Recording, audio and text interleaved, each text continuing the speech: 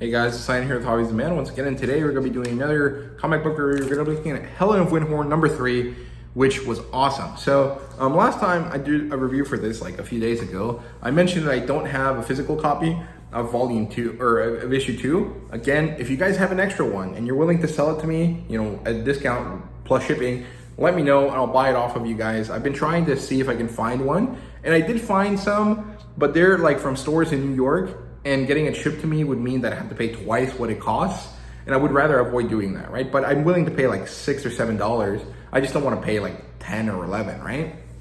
So if you guys have an extra copy, please let me know down in the comments. I would buy it off of you guys. Just, you know, have a Twitter or something so I can contact you. Moving on to the proper review here. So Helen of Wyndhorn number 3, there are no changes to the team. It's still Tom King writing, Bill Cassavelli doing the artwork, which holy shit, it looks amazing. With Matthias Lopez. I can't know, I don't know if that's French or like Portuguese or something, right? And Clayton Cowles doing the lettering and stuff, right? So there you go. This looks amazing, phenomenal. I love this artwork. I love the storytelling. I think it's great, right? So the story opens up with the journalist's boyfriend or husband or whatever he was selling all of the coal estate stuff that his husband collected over the time period that he was obsessed with it, right? It seems like this guy died, right? The journalist died or something.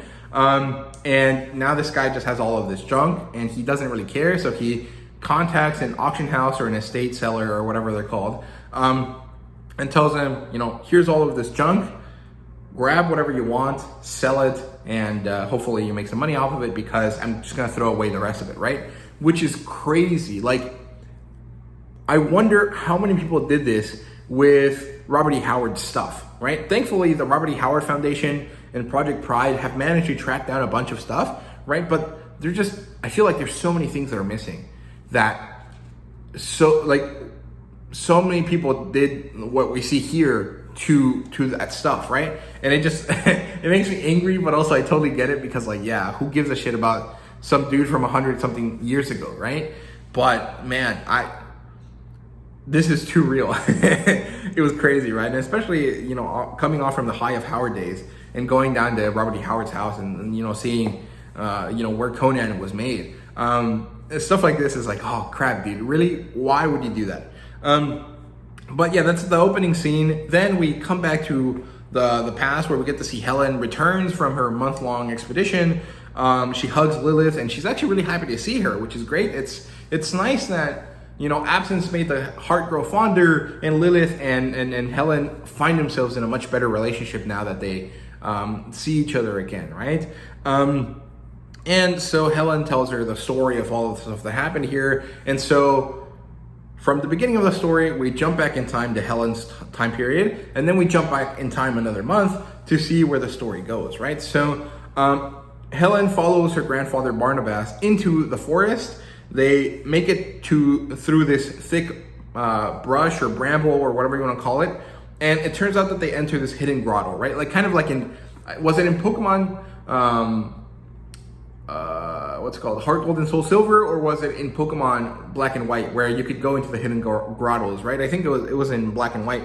The same idea, right? You enter this brambly patch in the brush, and then you come out into this other magical area, and there's this ancient, ugly-looking witch that's just sitting there, and she has a door behind her, and she asks for her payment. Barnabas pulls out a tooth from his mouth and gives it to her. I don't know how you can just pull that off just like that. And then the door opens, and so they have passage into this other world, right? I can't remember what the name of it, but they enter this magical land, the door disappears, and now they're in this place. And it's great. It looks so awesome. I really, really love how everything just looks in this series. It's amazing. Eventually, they go on this journey. They continue walking for a few days. They manage to make it to a tavern. They get to drinking, and Helen loses herself in her cups. She falls asleep, and she comes back to later on in the day, and she wakes up to a massacre. Barnabas is a barbarian. He's killed everyone in this tavern, and they manage to travel and travel and travel. And as they're traveling, Barnabas eventually lets Helen know the fucking information about what happened, right? Which is crazy. She has to pull it out of him because he doesn't want to tell her exactly. I don't think it's because he doesn't want to like hurt her sensibilities or anything. I just don't think that he cares too much to interact with people properly, right? So she manages to pull it out of him. Apparently, someone was insulting Helen. He kills a random guy. This random guy turns out to be connected to the local police. And so the police show up, and then there's a big bar fight, and then Barnabas kills everyone. And that's when Helen woke up, right? So a story within a story within a story. And it's all pretty fun and interesting, right? Then they finally manage to, stop for a bit. Helen is by a stream getting some water, and then suddenly she feels something, and then she's attacked. This kind of like assassin type guy is fighting her. She would have normally screamed and cried for help and hope that Barnabas would show up, but because of the violence that she's been witnessing, she decides that she's going to help herself, grabs this knife from this guy and starts attacking him, and she manages to kill him. He falls on top of her and she's trapped under him, and Barnabas eventually shows up. He starts laughing, and then she's like, dude, help me out here. What the fuck is going on? So she killed this guy, and we get to see that Barnabas is proud. He's like, I knew that your blood, that my blood was flowing through your veins. Good for you, and this is maybe the first time that, Helen and Barnabas have a positive, grandpa-granddaughter interaction. And it's crazy that it took her killing a guy to make this happen, but good stuff. They continue traveling. They climb up a mountain, this steel mountain that looks really awesome. And they reach the peak. And a lot of this imagery feels very similar to, those classic paintings of Conan where he's fighting the frost giants, right? Like, all of the stuff that's associated with the Frost Giant's daughter, this is what this looks like at the moment, and it's really, really great. They reach the peak finally after they talk about Barnabas' son, Helen's dad, C.K. Cole, I think is his name. I can't remember what C.K. stands for, though. And they finally reach the peak, and there a goddess, the Lady of the Hearth, I think is what she's called, shows up, and she's like, Othan, thank you for bringing me my child. And Barnabas is like, I'm not Othan, I'm Barnabas, please remember that. And they get to talking, and it turns out that Helen is granddaughter of this lady, and Othan is a human, maybe, that laid with this goddess, and his family line is those children, right? Helen. Then the goddess's attention drifts away, and she decides to start leaving, and she says, goodbye, my child, you're blessed and cursed. Who knows what the hell that means, but it doesn't bode well. And at this point, Barnabas is showing real emotion. He's sad and lonely, and he basically just had an encounter with his old love, but also with a goddess, and so he's feeling all sorts of crazy things. And he almost seems afraid as well, based on what Helen was told by her grandmother. And then he shores up his emotions, he mans up, and they return back to where they came from.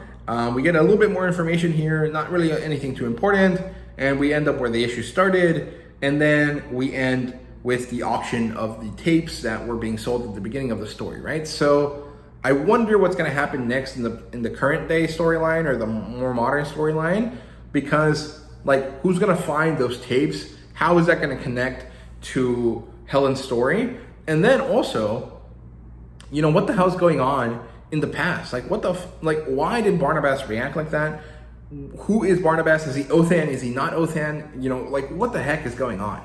I'm immensely in love with the series. I love it. I think it's so cool. It's awesome. I love the artwork. I like the storytelling. I really, really enjoy everything. The only thing I don't really love is the whole like story within a story within a story. Like, this embedding of time, it is annoying because like it makes it harder to situate yourself. But that's a me thing. I really just don't like that sort of, let's go back and then let's go back further and story within story. Like, I don't really like that stuff. I think it makes a storytelling more convoluted than it needs to be. However, with this kind of mystical, like vaguely Narnia-esque kind of feeling to things, it works. I really like it. Like, I really like the story. I just don't like necessarily the method through which we're going through the story, right? But it's not so bad that it's like impossible to read the story. It's just a little bit of a nitpick, right? And then finally, the kind of most important thing here is that based on this story, I really want Heroic Signatures, the guys that have the license to Conan, and Titan Comics, the guys that print the Conan comics, to ask Bilquis to do a cover or a pinup or a story in Savage Sword or something, because her art style is phenomenal.